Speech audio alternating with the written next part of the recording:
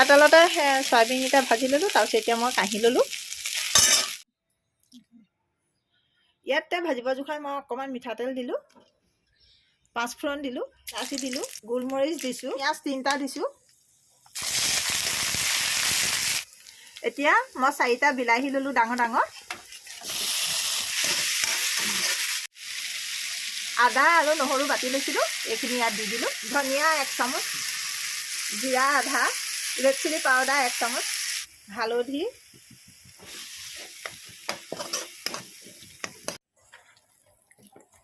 তাৰপিছত সানি লোৱা আলুগুটি ইয়াত দি দিলোঁ। এতিয়া ভালদৰে লৰাই দিলোঁ। চয়াবিন,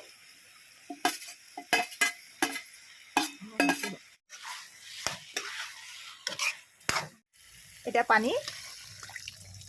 মোৰ এয়া হৈ গ'ল। ইয়াত এতিয়া মই অকণমান 1 চামুচ গৰম মছলা দি দিলোঁ। মই কেঁচা ধনিয়া দি দিলোঁ। এতিয়া মোৰ এয়া ৰেচিপি হৈ গ'ল।